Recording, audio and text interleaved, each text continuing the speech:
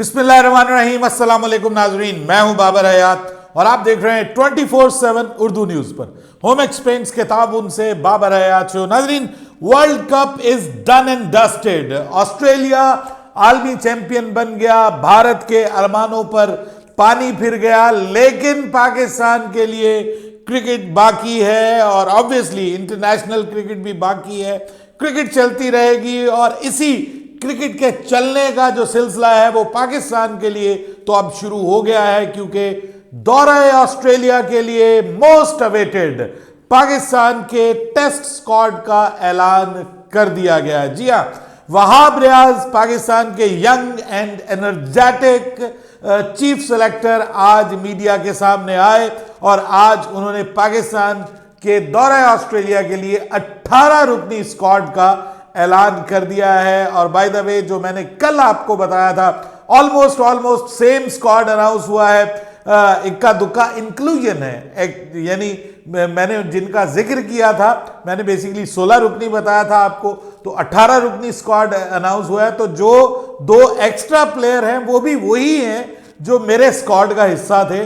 So almost 100% आपको समझ लें कि 2 दिन पहले मैंने स्क्वाड बता दिया था और अल्हम्दुलिल्लाह एक बार फिर हमारी ये खबर दुरुस्त साबित हुई है और वही प्लेयर्स पाकिस्तान के स्क्वाड का हिस्सा बने हैं। कुछ बात करेंगे इसके ऊपर कि क्या वहाब रियाज जो हैं वो अपने पहले इम्तिहान में कामयाब हुए हैं, क्या वो वाकई जो डिजर्विंग लड़के थे उनको उन्होंने मौका दिया है, मौका देने में वो कामयाब हुए हैं, उनको उनका हक मिला है। इस हवाले से तफसील से इस पर बात करूंगा और फिर ये भी बताऊंगा कि वो कौन से प्लेयर्स हैं कि जिन्होंने जिनके फ्यूचर के हवाले से भी बात की है वहाब रियाज ने। और फिर एक बड़ी स्टोरी उन्होंने दी है, ब्रेकिंग स्टोरी दी है, वो दी है हारिस रऊफ के हवाले से कि उन्होंने दौरा ऑस्ट्रेलिया से मतलब उसमें इंक्लूड होने से इनकार कर दिया एट 11th आवर। उन्होंने क्यों इनकार किया है, इसके ऊपर भी आपको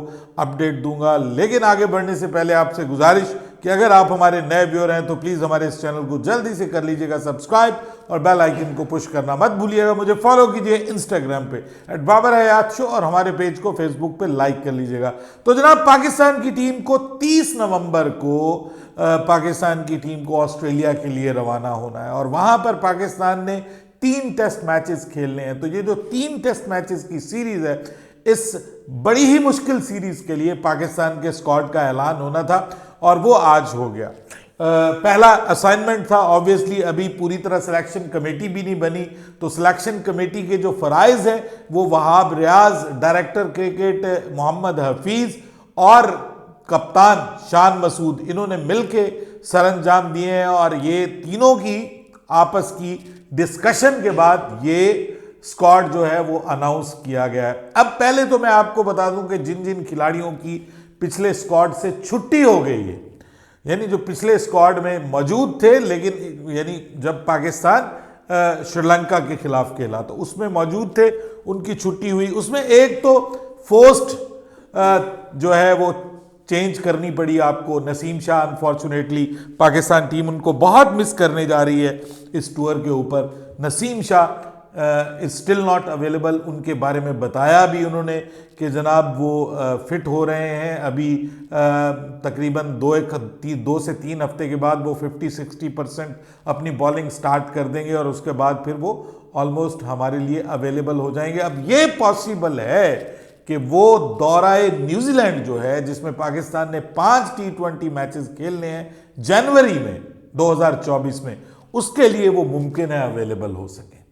सो ये एक अच्छी खबर ज़रूर है पाकिस्तान के लिए कि वो बहुत नियर फ्यूचर में इंशाल्लाह वो एक बार फिर करते हुए, बॉलिंग करते हुए नजर आएंगे। दूसरी जानिब उनकी रिप्लेसमेंट में उसी तरह का कोई बॉलर हो तो मोहम्मद हसनैन भी अभी तक फिट नहीं है, वो भी उन्होंने कहा है कि वो भी 2 से 3 हफ्ते में जो है वो बॉलिंग करना स्टार्ट कर रहे हैं। फिर एहसानुल्लाह के हवाले से बताया है कि उनका रिहैब भी चल रहा है, वो हल्की फुल्की बॉलिंग कर रहे हैं। यानी ये जो इम्पैक्ट बॉलर्स हैं ये अवेलेबल नहीं है मैक्सिमम, तो इस वजह से फिर नसीम शाह जो हैं वो आपको पता है, एक तो वो इस स्क्वाड का हिस्सा नहीं है। फिर उसके बाद दूसरे नंबर पे मोहम्मद नवाज को इस स्क्वाड से आउट किया है, लेकिन मोहम्मद नवाज को बिल्कुल आउट नहीं किया गया, वो भी आपको आगे चल के बताता हूं। मोहम्मद नवाज को स्क्वाड से आउट कर दिया गया है और तीसरे नंबर पे मोहम्मद हुरैरा को आउट कर दिया गया है। और उसकी बुनियादी वजह यह है कि मोहम्मद हुरैरा के ऊपर जो है वो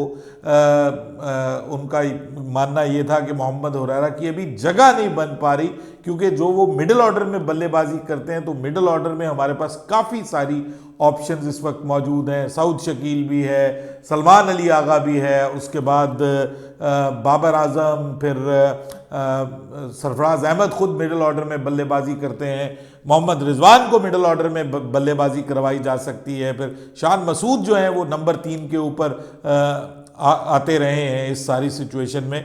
तो अब इस वजह से उन्होंने कहा कि जी ये भी अब उस स्क्वाड का हिस्सा नहीं होंगे। तो कम से कम ये 3 प्लेयर्स ऐसे हैं कि जिनको पुराने स्क्वाड से बाहर कर दिया गया है। अब जो नई एंट्रीज हुई हैं, नई एंट्रीज, जो इंटरेस्टिंग चीज हुई है, नई एंट्रीज कुछ हुई हैं जी, और वो जिसको आप कहते हैं कि प्लेजेंट सरप्राइज। और सबसे बड़ा प्लेजेंट सरप्राइज तो साइम अयूब की दौरा ऑस्ट्रेलिया के लिए एंट्री है। ये मैंने सबसे पहले आपको बताया था जब साइम अयूब ने वहां पर परफॉर्म किया था कायद-ए-आज़म ट्रॉफी में, तो उस वक्त आपको पता है कि इंजमामुल हक चीफ सिलेक्टर थे। तो मैंने उसी वक्त आपको बता दिया था कि शान मसूद कप्तान बनने जा रहे हैं और साइम अयूब को भी पाकिस्तान के दौरा ऑस्ट्रेलिया का जो स्क्वाड है उसमें मौका दिया जा सकता है due to his aggressive nature. और पाकिस्तान अपने टॉप ऑर्डर में एक अग्रेसिव ओपनर को ट्राई कर सकता है वहां पर टेस्ट सीरीज में। तो ये मैंने आपको पहले बता दिया था, वो भी हमारी टिप्पणी जो है वो दुरुस्त साबित हुई अल्हम्दुलिल्लाह। और साइम अयूब को फाइनली पाकिस्तान के टेस्ट स्क्वाड का हिस्सा बना लिया गया है। ये सबसे बड़ी पॉजिटिव चीज है जो ये स्क्वाड अनाउंस हुआ है उसमें। मेरे ख्याल में ये सबसे हाईली डिजर्विंग प्लेयर था और ये अक्रॉस द फॉर्मेट खेलने वाला प्लेयर है, परफेक्ट है, टेक्निकली भी काफी अच्छा है, अभी with the passage of time improve भी करेगा। और सबसे बढ़कर के ये आपको क्लास के साथ अग्रेशन देता है at the top of the order, और जो कि पाकिस्तान के पास मिसिंग था। पाकिस्तान के पास एक ही तरह के बल्लेबाज हैं टॉप ऑर्डर में, तो यहां पर पाकिस्तान को फखर जमान के बाद अगर कोई टेस्ट स्क्वाड में आया है उस तरह का, उसी मिजाज का बल्लेबाज, तो ये साइम अयूब है। अब देखना यह है कि उसको स्क्वाड में तो जगह मिल गई है, 18 रुकनी स्क्वाड है, लेकिन क्या उसको पाकिस्तान के स्क्वाड के अलावा प्लेइंग 11 में भी जगह मिलती है या नहीं मिलती, ये सबसे इंपॉर्टेंट चीज़ है। बहरहाल अब आपको मैं पहले ज़रा स्क्वाड बता देता हूँ नई एंट्रीज के हवाले से, तो बाद में आपको बताऊंगा। तो स्क्वाड में कौन कौन है जी? कप्तान शान मसूद हैं, उसके बाद बाबर आजम हैं, अब्दुल्ला शफीक हैं, इमामुल हक हैं, सऊद शकील हैं, सलमान अली आगा हैं, अबरार अहमद हैं जी, बिल्कुल अबरार अहमद मौजूद हैं। इसके अलावा शाहीन शाह अफरीदी, हसन अली, फ़हीम अशरफ के बारे में आपको मैंने कहा था कि ये आ जाएंगे। उसकी वजह ये है कि ये वहाँ की जो कंडीशंस हैं, ऑस्ट्रेलियाई कंडीशंस में बाज़-औक़ात आपको पेस के अलावा थोड़ी एक्यूरेसी की भी ज़रूरत होती है, तो ये वहाँ पर प्लस ये आपको 7वें 8वें नंबर पे बैटिंग का जो एज देते हैं वो भी आपको देंगे। फ़हीम अशरफ हैं जी, उसके बाद मोहम्मद रिजवान, सरफराज अहमद, साइम अयूब, और अब जो नई मजीद एंट्रीज हुई हैं उसमें खुर्रम शहजाद और मीर हमजा को शामिल किया गया है, और आमिर जमाल और नोमान अली भी स्क्वाड का हिस्सा हैं। इसके अलावा मोहम्मद वसीम जूनियर को भी शामिल किया गया है। अब ये सवाल उठता है कि मोहम्मद वसीम जूनियर को क्यों शामिल किया गया? उसकी वजह यह है कि मोहम्मद वसीम जूनियर को एट 11th आवर शामिल किया गया। उसकी वजह क्या है? पहले पाकिस्तान क्रिकेट बोर्ड ने राब्ता किया हमारे हारिस रऊफ से, और हारिस रऊफ ने खुद बल्कि राब्ता किया वहाब रियाज से, और उनको कहा कि मैं टेस्ट में आगे जाना चाहता हूं, तो मुझे टेस्ट में भी इंक्लूड किया जाए। इन्होंने फिर उसके साथ बैठ के बात की, फिर बताया पूरा उसने, वहाब रियाज ने। आज पहली बार ऐसा हुआ है कि उन्होंने कहा कि जी मैं पसे पर्दा जो भी हमारी डिस्कशन है वो मैं सारी आपको बताता हूँ। उनको बताया गया कि जी आपको जो है वो कोई मसला नहीं होगा, अगर आप नाकाम भी होते हैं तो हम फिर भी आपको कोई आपके ऊपर वो बोझ नहीं है। अगर आप वहाँ पे नाकाम भी होते हैं, आपको पूरा फिर उसके जो ट्रेनर्स वगैरह हैं, डॉक्टर्स से पूछा गया, फिजियोस से, कि इनकी कोई इंजरी कोई इस किस्म की कि जो आगे जाके, उन्होंने कहा जी ये बिल्कुल फिट है खेलने के लिए। लेकिन उन्होंने कहा कि बिल्कुल 11th आवर, कल रात उन्होंने मुझे कहा कि जी मैं अवेलेबल नहीं हूँ, जिस पे वो खासे नाराज़ भी नज़र आए कि वो कहते हैं कि इसका पाकिस्तान को नुकसान हो सकता है। हम वहाँ पर एक फास्ट बॉलर, एक फ्यूरियस बॉलर, एक इम्पैक्ट बॉलर हमें चाहिए था। हमारे पास ना नसीम शाह है, ना हमारे पास कोई और जो फास्ट बॉलर्स हैं वो सारे अनफिट हैं।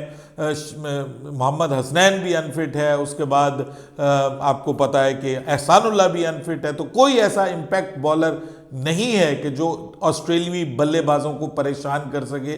तो हमने इनको, मतलब जो शान मसूद भी ये चाहता था कि ये हो टीम का हिस्सा, और मकसद सिर्फ ये था हफीज़ का और शान मसूद का कि हमने इससे ज़्यादा ओवर भी नहीं करवाने, हमने इससे 8-10 ओवर पूरी इनिंग्स में करवाने हैं। और उसमें भी हमने इसको जहां पे कोई इम्पैक्ट मकसूद हो, हमने उसकी बॉलिंग का इस्तेमाल करना है। बट अनफॉर्चुनेटली जब वो नहीं होगा तो आपको एटलीस्ट कोई ना कोई बॉलर ऐसा चाहिए जो 140 की रफ्तार से कोई ना कोई बॉल करता हो। पाकिस्तान मशहूर है तेज बॉलर्स के लिए, लेकिन इस वक्त कोई भी ऐसा बॉलर्स आपके डोमेस्टिक सेक्टर में मौजूद नहीं है जो इस काबिल हो। वैसे तो हुनैन है, वो इसका भाई है अपने नसीम शाह का, वो काफ़ी परफॉर्म कर रहा है, लेकिन अभी वो मेरे ख्याल में इट इज़ टू अर्ली कि उसको इंटरनेशनल क्रिकेट में लाया जाए। वो काफ़ी रॉ है इस मामले में।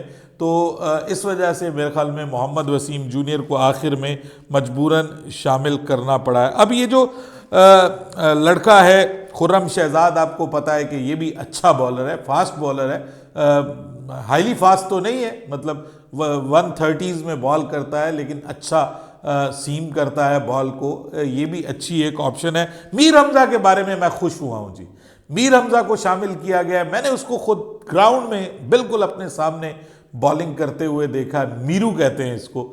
और मीरू जो है ना वो बहुत अच्छी बॉल करता है। जहाँ पे उसको थोड़ी सपोर्टिंग कंडीशंस मिलेंगी ना सर, मैं आपको बताऊं कि पाकिस्तान के लिए बड़ी अच्छी बॉल करेगा।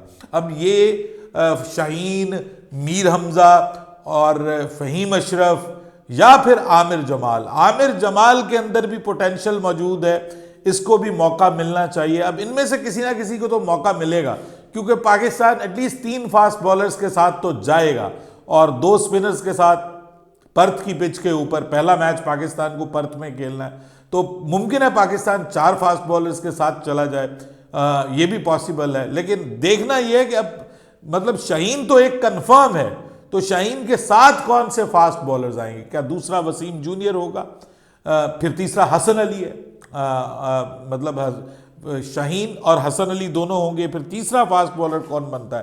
क्या वसीम जूनियर को लाया जाता है, या फिर मीर हमजा को शामिल किया जाता है पहले टेस्ट मैच में, या फिर क्योंकि वो ऑस्ट्रेलिया में खेले नहीं हुए हैं, ये जो वसीम जूनियर है ये ऑस्ट्रेलिया में खेला हुआ है, या फिर खुर्रम शहजाद को मौका मिलता है? ये देखना पड़ेगा, पाकिस्तान के बॉलर्स की परफॉर्मेंस के ऊपर देखना पड़ेगा। इसके अलावा जो इंटरेस्टिंग चीज़ नज़र आई है वो ये आई है कि उन्होंने कहा कि जी हम जो 22 तारीख से हमारा कैंप हो रहा है, उस 22 तारीख के जो कैंप है उसमें इन्होंने कुछ और बॉलर्स को भी बुलाया है जो प्रैक्टिस करेंगे। और मज़े की बात यह है कि ये जो बॉलर्स हैं इनमें शादाब खान, उसामा मीर, उस्मान कादिर और शाहनवाज धानी एंड मोहम्मद नवाज, यानी इनको बुलाया गया है और इनको बैकअप पे इनको ट्रेन किया जाएगा। अब सब लोग वहाँ पे सवाल पूछा कि जी जो नए लड़के हैं उनको तो आपने बुलाया नहीं है, ये तो पुराने आजमाए हुए कारतूस।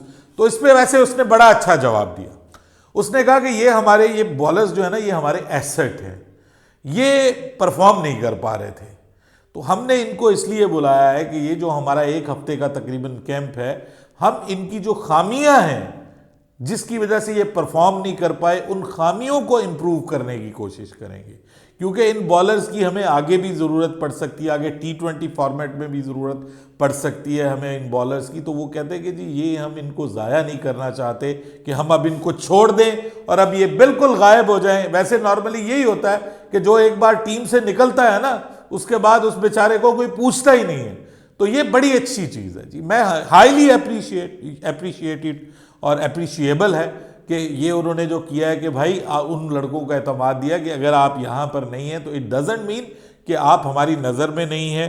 साहबजादा फरहान के हवाले से भी उन्होंने कहा कि वो वाकई बहुत अच्छा परफॉर्म करने वाला है और हाईएस्ट स्कोरर है, लेकिन प्रॉब्लम वही है कि ओपनर्स ऑलरेडी हमारे पास 4 है, तो पांचवा अगर चाहें तो कोई और भी नीचे से ऊपर आके ओपन कर सकता है। तो उन्होंने कहा कि मसला सिर्फ ये है कि सारे ऑलरेडी ओपन कर रहे हैं। अब बहुत सारे लोग इमामुल हक के बारे में बात करेंगे। भाई इमामुल हक टेस्ट में तो अच्छा परफॉर्म करता है, अब टेस्ट में तो आप उसको नहीं कह सकते, टेस्ट में तो अच्छा परफॉर्म करता है। हालांकि मैं आपको सच्ची बात बताऊं, मैं अगर होता तो मैं इमामुल हक की जगह साहबजादा फरहान को ज़रूर शामिल कर लेता, लेकिन यहाँ पे फिर भी आपको स्टैट्स देखने पड़ते हैं। दौरा श्रीलंका में उसका कोई बहुत बुरा किरदार नहीं था।